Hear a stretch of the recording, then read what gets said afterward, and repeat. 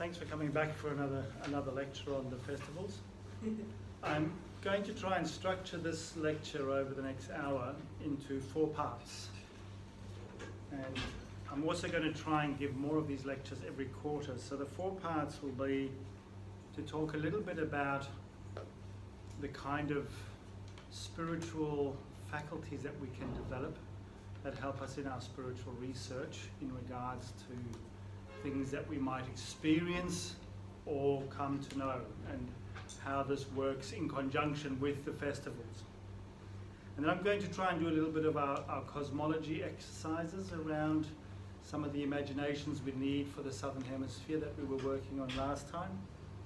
And then I'm going to, as a 3rd part, work again on the alchemy of the seasons in the Southern Hemisphere. And then finally also come to the Southern Hemisphere part with the stars and things that'll weave in between, but that'll be the 4 sort of major aspects that I want to get through.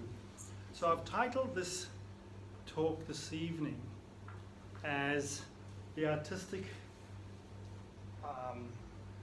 imagination and the sources of supersensible knowledge.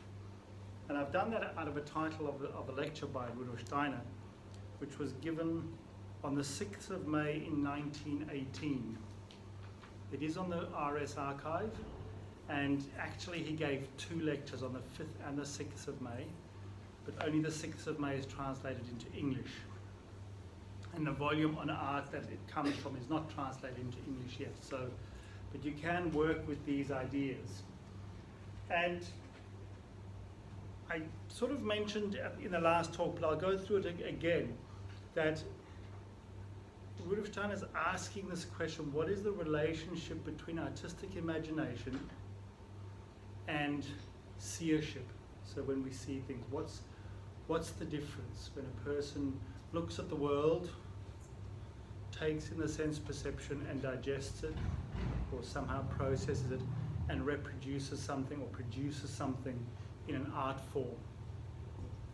So not just painting, but say sculpture, architecture, music, poetry, dance. There's different ways for a human being to reproduce in art forms what they have experienced out of the sense world. And he sort of promotes that that's a process where a person is using their thinking, they're using their cognition, their perceptions, they're using their memory to then reproduce it in some form of art. And we use our intellect for that.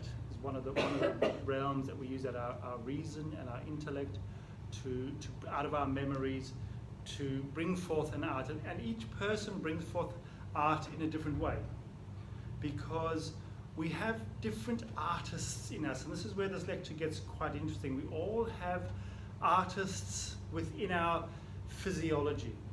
So somewhere within your body there is an architect, somewhere in your body there's a musician, somewhere in your body there's a poet, somewhere within your body there's a painter, or a dancer, or an actor. And depending on your disposition and how we are able to, either by destiny or inner work, bring a certain labilness between these relationships in the physiology, an artistic creativity can come about. I'm only going to work with one tonight. There's 4, of course, 4 major ones, because we're talking about the 4 major festivals of the seasons of the year. And interestingly enough, he talks about how these 4 different parts of our human being we contain within that part of our physiology these artists.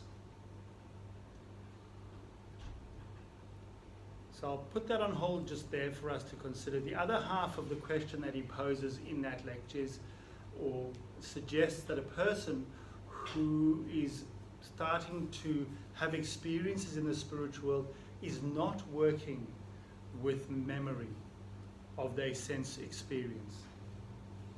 And therefore we need to start to develop another kind of thinking to be able to take the experiences in spirit and to clothe them, so to say, in colour and artistic expression and language and speech, and out of our capacity of experiencing into the spiritual world, he talks how we need to develop a spiritual intellect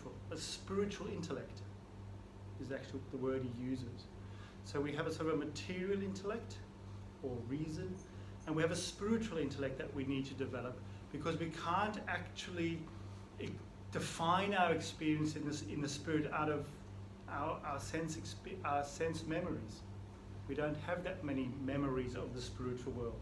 And so we need to have these experiences and draw them into, as he says, we need to draw them, we need to color them, and then bring them into an artistic expression. And so art stands in a way as the place where the two directions of experience, one into the sense world and through memory, where we then can reproduce that experience in art, and another is then the attempt to clothe, to invest, so to say, our spiritual experiences in some form of art, to speak to our fellow human beings about it, whether it be poetry, music, painting, lectures, things, you know. I don't know if you've ever had that, where you've had some form of experience that is spiritual, and you try to tell another person about it, and after about 2 sentences you've run out of words, and it's not even anywhere near what your experience was, because the words that we have in our language just don't cut it to fully explain and give picture and to give expression and imagination to what we've experienced. Very hard to do that. So it's a whole new realm where we can do that.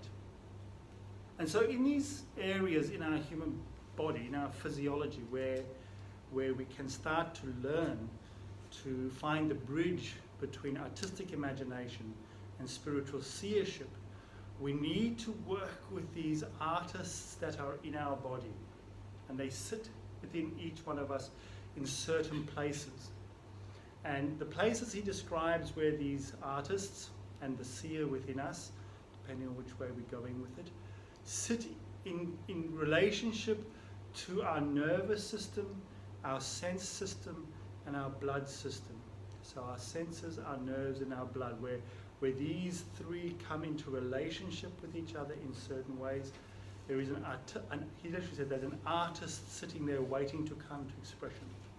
And if we are balanced in that area, we have no artistic faculty. We have to bring it into a little bit of,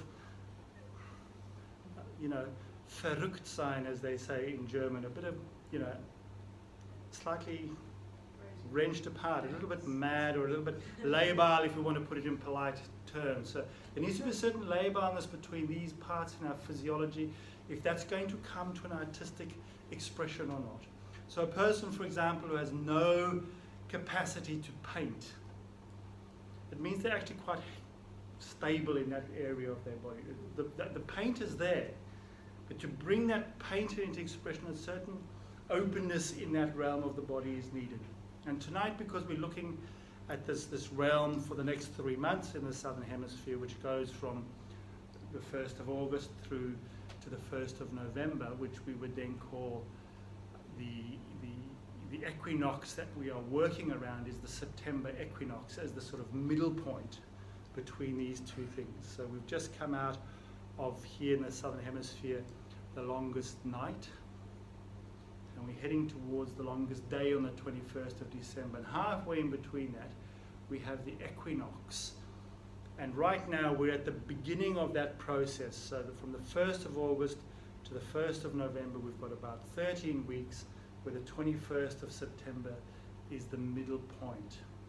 And all sorts of things happen in the next 3 months that we're going to come to. But the interesting thing that I've come to see with the festivals is that when Rudolf Steiner talks about the cosmic imaginations of the festival in the Northern Hemisphere, in the 4 archangels and the festival's lecture cycle, if you look at the imaginations that he gives, and in my book I go into this a little bit in detail, where we can see that these imaginations arise anew, that there's a certain alchemy that takes place between the earth, the position of the sun with the zodiac, the position of the archangels, and then through the human activity on the earth, working into the alchemy coming out of the season, working with the forces that come to us out of the sun, a new imagination arises. So for example, in the September time, in this next 3 months, the imagination that will arise anew, in a new way, is the imagination of Michael in relationship to the dragon. But it'll arise in a new way, and this is, I think, a very critical thing for us to understand about the festivals, is that we're not just working how to allow the old imaginations to inspire us. Yes, we need the past, we need the stories of the past, but we need to also allow the conscious participation of the human being into these imaginations to allow a new imagination to arise. And what I noticed when I was looking at that was that these new imaginations have a relationship to the stars that are in the sky during the day at that time of the year. So here's your first imagination to work on if you're wanting to learn how to, as Prokofiev says in his little book, how to live the cycle of the year as an art form. He calls it the 8th art form, living with the cycle, the art of living with the cycle of the year. It's easy enough to go out at night to see the stars. And you can see the signs of the zodiac. So if you go out now, or in an hour, if it was clear, we would see the sun sign of Leo, Virgo, Libra coming up, top of the sky, Scorpio. And you'd see stars to the north of that, and you'd see stars to the south of that. And these are the stars that will be in the sun in the next few months. So if we went out today at 12 o'clock and looked at the sun, which you shouldn't do, but inwardly look at the sun, can you see the actual sun sign that it is in? And can you feel the pictures, the constellation pictures that are in the daytime sky? This is part of what we need to try to understand, is that the sun is mediating the forces of the particular season during the day. The nighttime constellations, especially if we go out late at night, are the opposite to that. So when, for example, we have a full moon, we see the reflection of what is happening in the sun. And in September, when the sun is standing in Libra, the forces that come to us from the northern hemisphere, the forces of the stars, are the relationship of Hercules and his fight with the dragon. That's the old inspiration. So when the sun rays down to us over the next 3 months, we can feel how out of the sun forces the old mythology of Hercules fighting with the dragon, or some form of that, comes to us. And then Rudolf Steiner says, through the festivals and the working of the festivals, something new is inlaid into the stars. In fact, in that lecture cycle on the spiritual communion of mankind, where he talks when, the night before the Goetheanum burns down, in there he says we actually have to give new names to the stars. For the earth and the cosmos to keep evolving and become a spiritual being, the stars must be given new names. So even calling Hercules and the dragon, Michael and the dragon, is that really the new name? So we have to try to find these imaginations of that.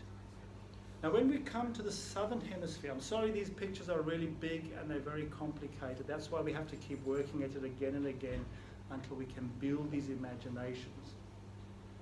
The relevant southern hemisphere, so in the southern part of the skies, so if you imagine the Earth as, or if you imagine our solar system as an orange,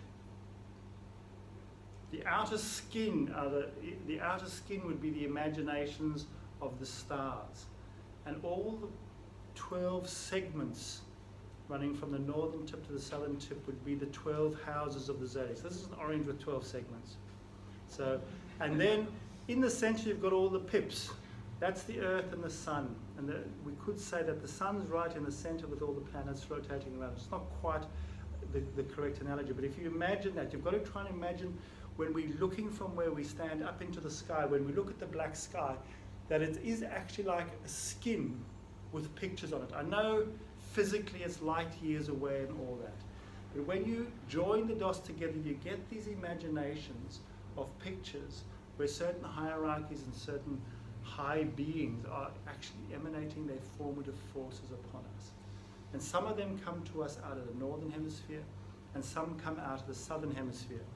So as the sun now moves from the 1st of August through to the 1st of November, there is a journey where the first picture that the sun has within itself, as it goes across from the winter imagination, where Gabriel was the archangel in the south. Rudolf Steiner then says that Gabriel gathers up the forces of the southern hemisphere into a golden chalice, or he says bucket, I'll prefer the word chalice, and hands this golden bucket over to Raphael for the next 3 months, who raises what Gabriel had done in the renewal of the nutrition system, of the metabolic system. And Raphael will now start to work with the renewal of the metabolic rhythmical system over the next 3 months. And my theory and my working sort of exploration of this is that the pictures in the southern hemisphere, we need to look at them and see what the old mythologies were, what their stories are, so that we can start to understand what becomes of it when we celebrate our festivals in the southern hemisphere. So just as in the northern hemisphere we have Hercules and the dragon, and through our festivals in the next 3 months, the renewed Michael dragon imagination will arise and be imprinted into the cosmos from that. So too do we have a task in the southern hemisphere. And the first picture that we have as the sun moves now across this threshold on the fire festival in the next few days is we have the great centaurian being. We all know the Southern Cross, hopefully you'll all be able to point that out. But if you know the Southern Cross and the 2 pointers that go to the Southern Cross, the 2 pointers are the front legs of the great centaurian being Chiron, as we say in English. Now Chiron is a very interesting being because he was the teacher of Achilles, but he was also the bringer of music to humanity and medicine. So rhythm, music, medicine, he's a great Raphaelic being, the wounded healer. So the emergence of the wounded healer comes from this picture. A huge amount of wonderful stories that we can find out about Chiron. So that's in the old mythology. Now, as we go across to the 1st of November, there's always 3 pictures that happen that I've come to see in the southern hemisphere. That as each quarter appears, there's a being that we could say represents a form of art within us. So at Michaelmas, as we're coming now to September in Michaelmas, the musician stands there in the form of Chiron. Now Chiron is a centaur who was always depicted not as half horse and half human, but more human than horse, because he was depicted with human legs, not horse legs, to differentiate him from all the other centaurs. A being who had already transformed some of the animality within itself to become more human and more refined than the average centaur that we have within us. So Chiron stands there. We will find also, I think if you remember last time that I was with you, that there are at each quarter at this time of the 1st of November, the 1st of February, the 1st of May and the 1st of August, as the sun passes, there is this first meeting with these 4 beings that represent an artist within us. So when we come to the 1st of November, we will meet, the sun will meet and cross over the being of the indigenous person, who I'm going to say is an artist of the word, learning to speak to nature properly. And then as we come later on then to the Easter imagination, we come to the sculptor, and then we just finished with the painter. So as we went through winter, the painter stood at the beginning. So these four beings that stand at the beginning somehow in the Southern Hemisphere are connected with our physiology. And Rudolf Steiner talks about this alchemy in the Southern Hemisphere as being a journey whereby the human constitution is renewed in each festival. So the archangels come down into the Southern Hemisphere and they work with the cosmic forces here in the Southern Hemisphere. And the work with the human festivals in the Southern Hemisphere have to do with the transformation of the human physiology. And it seems interesting that in each quarter there's some kind of relationship to another art, which as these lectures go, I'll bring more of the information about that. But as the process of each 3 months go, we find that these beings are in relationship to something, an implement, and they land up creating a new, I'd say, a new mystical implement. So for example, in the last 3 months, we had the painter, who was in relationship to Jason's ship, the Argo, with the Argonauts. That's through the winter, in the middle of winter in the sun is the great ship Argo. And at the end of that, the chalice appears. So through the work of the winter, these three, this relationship of the painter, through the Argo, through the golden fleece, it lands up with being the chalice. And we could say that this chalice is then made available to what we're coming to now, which is where Raphael, in the form of the sun forces, works with the forces of Chiron. Chiron has a relationship not to another machine, but to another creature, the wolf. So over history, if we look at up in the sky and we see Libra and we see the great Scorpio, we see that Chiron is in relationship to the wolf. Now the wolf is an interesting one, especially if we're looking at the transformation of our soul forces and the battle with the darkness within us. The wolf is often being given a very interesting picture of being an epitome of evil. Possibly, Little Red Riding Hood and the wolf comes along. But the wolf actually isn't an evil being anymore.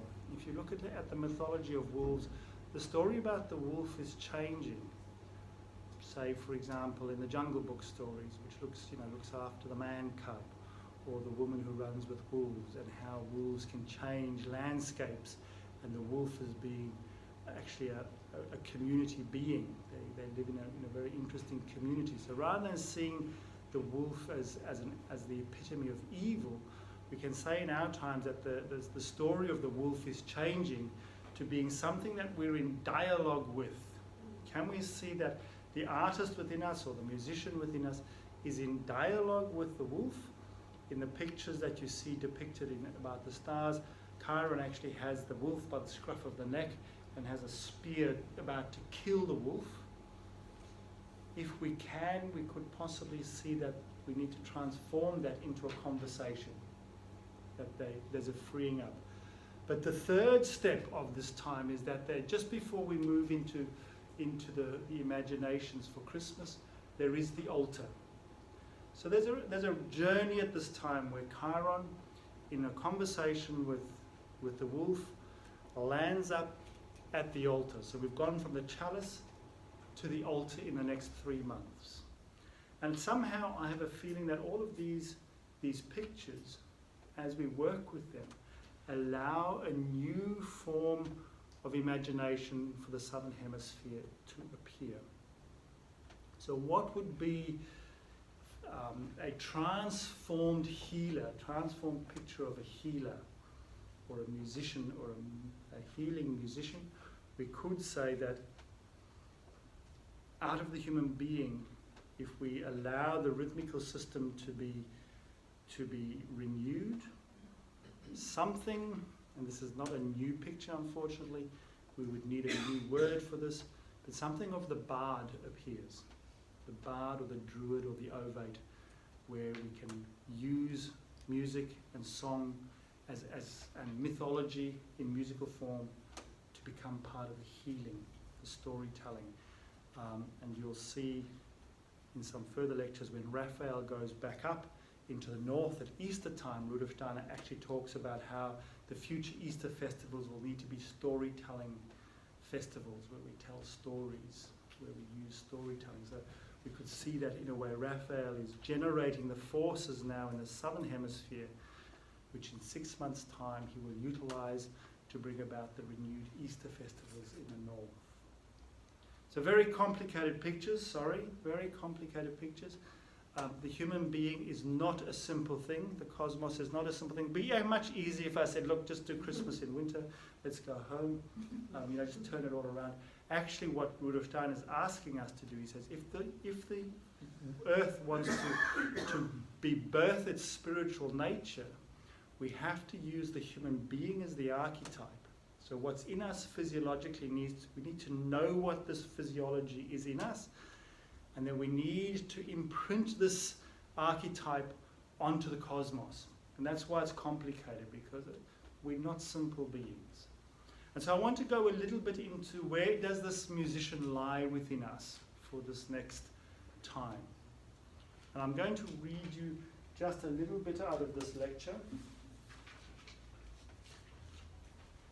So when we look at the methods of coming to understand the human physiology, Rudolf Steiner often refers to yoga and the old Indian methods of yoga, and he says that we shouldn't reawaken we shouldn't apply the old Indian or the old he actually says that the Indian methods, which is really breathing in, allowing the breathing and following the breathing to awaken within us knowledge of the physiology through the breath. And he says that's not what we should do, but he doesn't say we shouldn't breathe anymore. He says we have to follow the breath, we still have to breathe, but we have to follow the breath in a different way. So rather than just breathing in rhythmical timings and allowing that to awaken us as in the old Indian methods, he says our methods need to be slightly different. So I'll read you that. He says our methods are different. In the Indian methods, the aim was to become conscious of the ebb and flow of the breathing process. Now, those who understand such matters know that it is not right for us in our epoch to sink down in this physical sense into the bodily organism, but to endeavor through a meditative, intellectual activity to grasp what streams downwards, and through exercises of the will what streams upwards. Sorry, it's not more detailed than that. So what does that mean? We need to follow through meditative intellectual activity to grasp what streams down in our body, and through exercises of the will to understand what streams upwards. We confront the upward and downward currents with our life of soul, feeling they ebb and flow. So we have to, instead of allowing the physical breath to awaken within us, we now have to follow with our consciousness and our feeling and our will what is happening. And so when we want to understand where the musicians come from,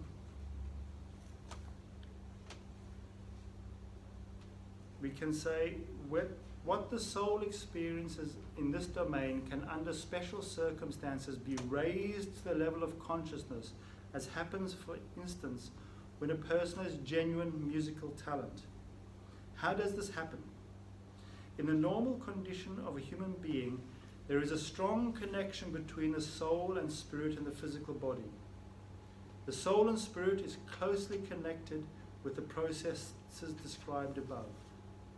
When the balance is very delicately adjusted and the soul and spirit is loosely connected with the body, this particular constitution, which is the result of inner destiny, produces musical talent or sensitiveness to music. Other special artistic faculties also depend upon this labile connection. People who are gifted in this way are able to raise to a higher level an activity which in ordinary circumstances proceeds only in the depths of the soul. where we are all musicians. When the balance is not labile, this process cannot be raised to a higher level, and then artistic talent is lacking. A person in whom the balance between the soul and body is labile, such a person raises upwards, either clearly or dimly, inner rhythmic forces and gives them form through sound and tone. If we study the stream of the nerve currents from below upwards to the brain, there we find music.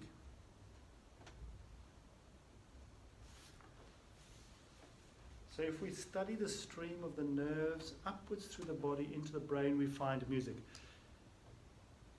You may or may not know that Rudolf Steiner actually talks about this quite a lot. He asks us to imagine, following with your imagination and your will, that when we breathe in into the lungs, the diaphragm is pushed down, and there's pressure pushed onto the metabolic into the stomach and the fluids in the abdomen, and that pressure pushes fluid into our spinal column, which pushes the spinal fluid up into the brain and floats the brain. A breathing, it's a rhythmical breathing. So with our breath, there's a physiological change. And in following that process, we become musicians. So normally that's completely unconscious within us. And we have to learn to follow with intellectual meditation, the stream downwards.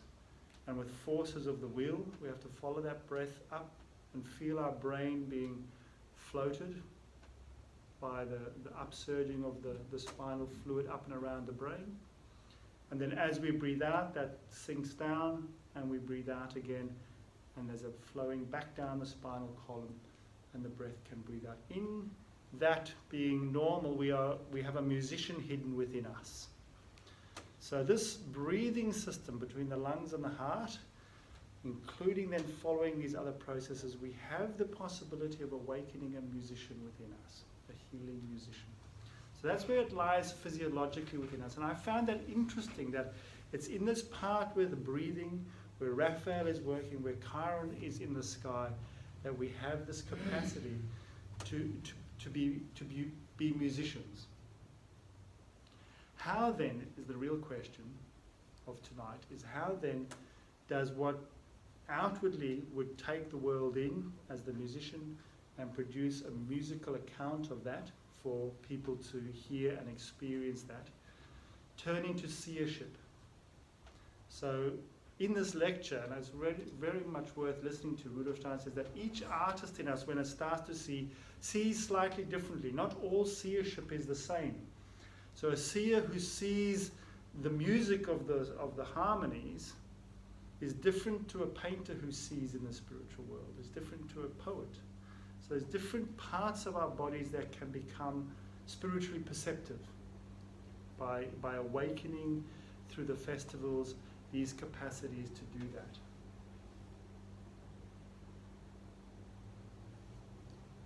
Clear as mud? Sorry, it's very dense. I know it's very dense, but it's trying to just build an imagination for us over the next 3 months, that within us we can try to imagine that in the sun over the next 3 months, especially coming up towards the 21st of March. In the Northern Hemisphere, Michael is at work, bringing the cosmic imaginations, the new cosmic imaginations, which is not just about killing the dragon, but actually finding a whole new relationship of leading forces within ourselves that needs to be lifted into the starry world. And that happens for the whole earth, actually. That these cosmic imaginations that appear over the Northern Hemisphere are for the whole solar system, for our whole world. And they come to us through the earth. So we in the Southern Hemisphere, in a way, have a certain advantage over other people, in that we're quite used to the Northern Hemisphere festival imaginations. We know about snow at Christmas, and we know about Michael and the dragon. And these imaginations are easy for us to implement because everyone on the world actually has access to those imaginations.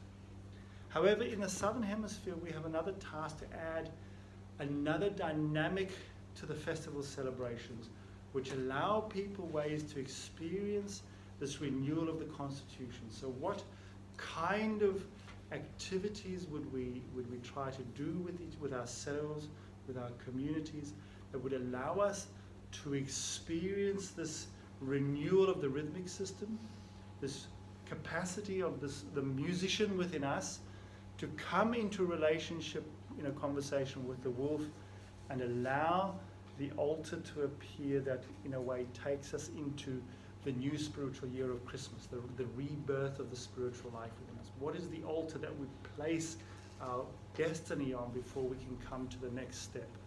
These are the kind of questions that I think, well, what I'm trying to work with in the Southern Hemisphere to find these things. So for example, when we had some festivals where I used to work, we would work with movement. So we would work with how certain things would make us fearful. So I used to get people to walk the tightrope. That makes you quite fearful when you're walking a tightrope, and then to see what do I need to find within myself to not allow my fear to stop me from walking over a tightrope. No matter what your age or capacity was, we encourage people to try and walk across that. Those kinds of things. Parachuting was also one of the options. We never quite got to that one.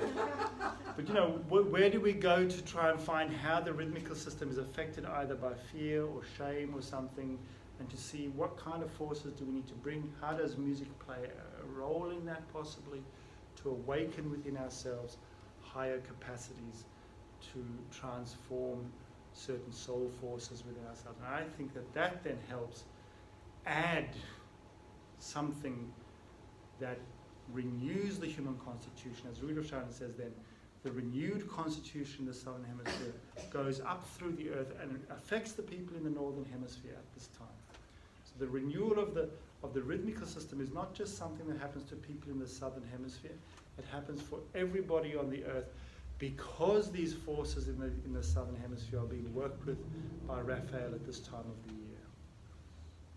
So we could say that in the Northern Hemisphere, the spiritual content of the imagination is given to us, and in the Southern Hemisphere there's a renewal of the constitution for us to be able to grasp it physiologically. And that's part of the evolutionary process that we can try to take with us.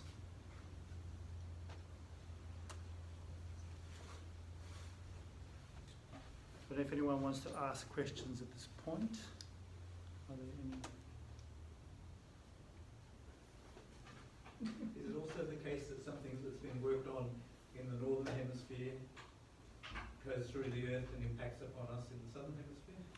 I think it does. Steiner is never specific about that. Right. He's very specific about the forces in the Southern Hemisphere going up through the center of the earth. And he says the forces in the earth don't change it. So it was something he was actually really specific about. He says, because one could say, well, you know, there's all the negative hierarchies and the negative forces in the earth that could transform it into something. He says they don't actually touch it. So the imaginations go through the earth, and he, as this specific, he says it rises up to the people in the Northern Hemisphere, and it enters into their body and stops at the top of their cranium. That's how specific he is. And I suppose my question, a research question is, and I think it is so, that what is happening in the Northern Hemisphere also comes through the earth to us. Possibly comes up through our feet, because don't forget the Northern Hemisphere is down there. and enters into us and brings the imaginations. It's just as, it's a bit like the waking and sleeping forces. When we are asleep, our will is awake and receiving something that is coming to us out of the other side of our consciousness. So I do think there's a dual effect happening there. He doesn't actually go to that specificness, but I would promote that we need to try and see if that's experienceable. I think it's experienceable, that, you know, we can actually tap into the Northern Hemisphere imaginations. We can even celebrate them here, because on the earth that is happening at some point. But can we add something that can further embellish the festivals around the world that would include both aspects of the festival? So that's something to live with. It's really something to live with. I think that's one of the part of the art form, and I certainly promote this in my book, that we have these three relationships to the cosmos and the world around us. The first, there's the one-dimensional, the two-dimensional, and the three-dimensional relationship that we need. So the one-dimensional relationship that we possibly don't really nurture very much anymore is that we are standing here and we look up into the night sky and we see the stars. And to see all the stars, we've got to go out every night for a year because it moves on. And by the time 12 months have gone, we've seen the full range of stars. Most of it's clouded though. Then you have a problem. Yes. Somewhere like Beijing, they probably never see the stars very often, not because of clouds, but there are places where people haven't seen the stars. So that is something that is really quite profound, actually. The two-dimensional relationship is also as important, and Rudolf Steiner says this two-dimensional relationship came about 2,000 years ago, when we get people where we get humanity trying to work out the kind of the roundness of the earth. And he says that it's kind of a relationship that when we go to sleep at night, a being meets us, and takes us in our sleep around the full 12 signs of the zodiac every night. And that being is the Christ being, the sun being. Every night when we go to sleep, we don't just go up in the one dimension to the stars that are above us, but we meet the full circle. And we could say that we're quite good at that relationship as well, because we tend to have a great sense of mapping.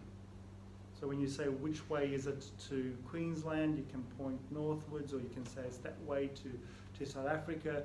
We kind of get surface travel because we've done it with cars and aeroplanes, and we've got this rounded, if you're not a flat earther, kind of experience of the world.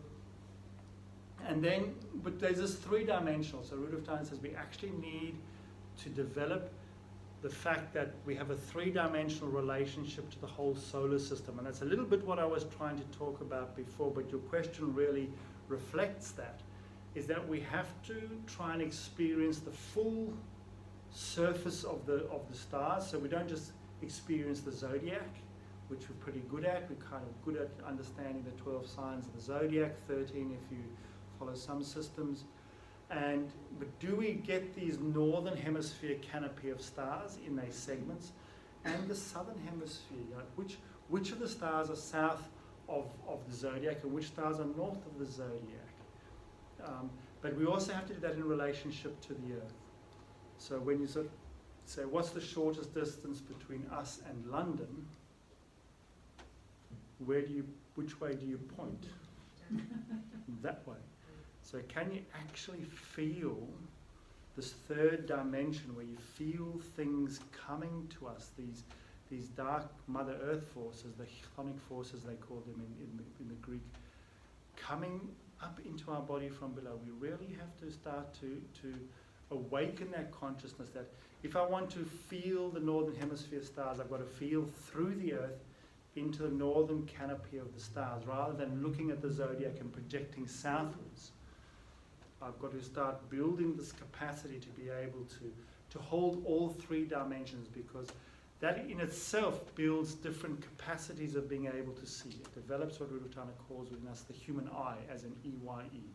So being able to experience the world with our full humanity, rather than just with the physical eye. So it is quite and it's just something I think we have to try to experiment with and live into the experience. It's quite strange to sort of feel that there's people down there who are actually up there. Yeah. And does he talk about that kind of the three-dimensional that you're talking about having ramifications socially? Yeah, absolutely. He does. Yeah. I'm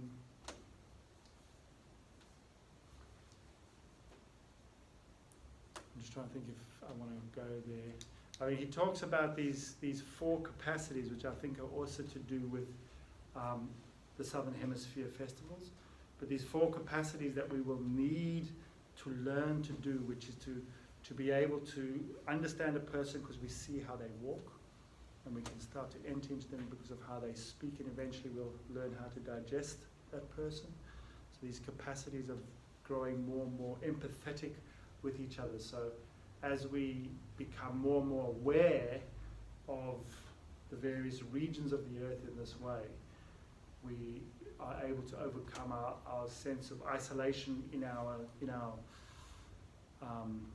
nation, in our gender, it will broaden us to be able to see things in the complete human rather than just in the local destiny. I mean, this is one of the things that I think with the festivals is kind of a key question for me, is we have to find a renewed relationship to nature, but not one where our local geographic area is universal anymore. So it overcomes the exclusiveness of having a universal locality experience. That's what it will overcome. So if we base ourselves completely in our spirituality, because I'm here in this place at this time, and it is, universal, he's very clear, we need to try and build a new kind of pagan Christian relationship to the whole earth as a universal experience, rather than just where my tribe or my people are. In the olden days, the boundaries of your nation gave you the universal experience through the cycle of the year. Now we need to broaden that to being the kind of bringing all the universalities into a higher ordered universality. The pagan, is it the word pagan that meant local? It's a Latin derivative. Pagus means the locality. So it's not that you become not pagan, but what is pagan changes, like whole earth. Exactly. You become a whole earth pagan. Yeah. That's what David Wadsworth said, the Russian people are like that. And Yeah. that's what we should be moving towards. Yeah. Could you say a bit more about Christ taking us on this, going to the zodiac? Could you say a bit more about that? Because it sounds quite cool. You board the ship.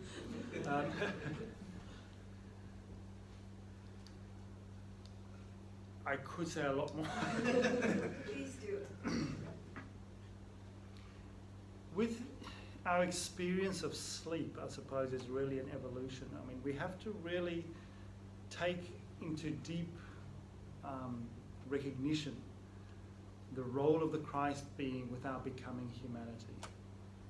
And I know that's a very sort of not popular picture at the moment, to say that the Christ being's work into our earth has everything to do with evolution, has everything to do with the becoming of the earth, has everything to do with the becoming of our humanity. That as humanity, as the earth evolves, and as our consciousness shifts, forces are unleashed, human forces that should be kept for the development and the further development of our humanity are unleashed. And these forces could easily be taken into, we could say, more negative imagination and negative expression. And the Christ being has worked throughout history and still works throughout history, whereby we, through the cooperation, the collaboration between humanity and the Christ being, these forces are kept for our humanity. And with our humanity, I mean that in every pagan sense and in every indigenous sense, that the animals and the trees and the stones are part of our humanity. They are our cousins. Even Steiner is very clear about that the animals and the trees and the stones and the human beings are one hierarchy of consciousness. So I'm not talking about an anthropocentric gesture of Christianity. I'm talking about different hierarchies of consciousness, whereby the human being at this point has the role of consciousness to develop the intellect, and therefore also to develop the higher spiritual perception, which will also then come to pass and redeem and bring back into, or help precede the evolution of the earth and the animals and the plants. So, but the Christ being is in a way the archetype of our human being. So as the human being became more and more connected with matter, more and more cut off from the spiritual world. At the time of 2,000 years ago, at one level, we were the most cut off. And in order for us to not just have this one-dimensional relationship to the world above us, but to start reopening the spiritual faculties, where we start to experience the whole cosmos again, and the whole starry worlds, and all the planets, and the working of the various kingdoms and the elemental kingdoms, as an organism and as a living organism, the Christ being came to our assistance, and the nature of sleep had to change. So when we died, this is before 2,000 years ago, when we died and when we went to sleep, there were certain spiritual experiences that we had lost. So we could say that we had lost a certain amount of our spiritual capacities in sleep and in death. And the traditions are that when Christ came to the earth, some of those faculties were reopened. So if we read the Gospels and the Bible, we see that the first human being, the first being made of the red earth, and Eve, Adam and Eve, chose to understand. And the picture of the snake given in Genesis is about the etheric body wishing for knowledge of the earth.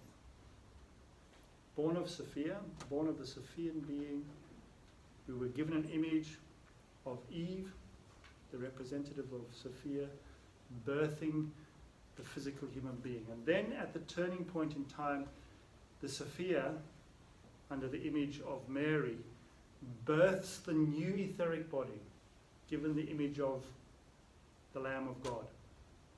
So the Lamb of God image replaces Eve and the serpent in how our etheric body is working, because this humanity, this Christ-in humanity, this Spirit-Son humanity, now starts to take on a new journey in regards to sleep and death. So what we experience when our intellectual consciousness closes down. And in order to do that, we needed to be able to experience more than just this one-dimensional thing every night. So our relationship to that. And so the Christ being appeared in the spiritual world, this was one of the steps. So this is before the mystery of Golgotha, just before that, appeared within the world of sleep. I don't know where to locate that.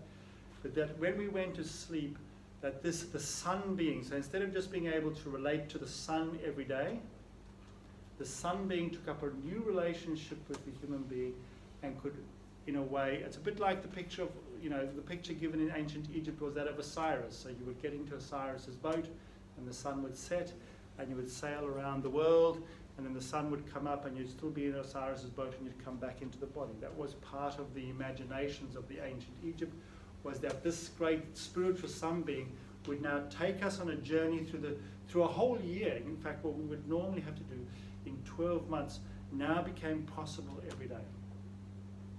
So the nature of our constitution changing through the working of the Christ being also demanded that we expand our consciousness of what becomes possible in sleep. I think that's just the simple answer.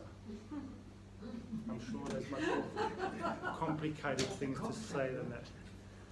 But yeah, and we could ask ourselves the question, what's changed now? This is now 2,000 years later. It's a long time. Have other things changed in relationship to sleep? Have other things in the world around us changed in relationship to the environment, where things like heating up and electromagnetic radiation are a real concern as to what's happening with our consciousness, our capacity to hold a clear mind, our capacity to actually, when we go to sleep, get through to these other worlds. Does the role of the Christ being, does the role of the self in sleep actually need to change yet again, or has it already changed? Or yet another possibility? So those would be questions of research that I think are quite important for us to consider.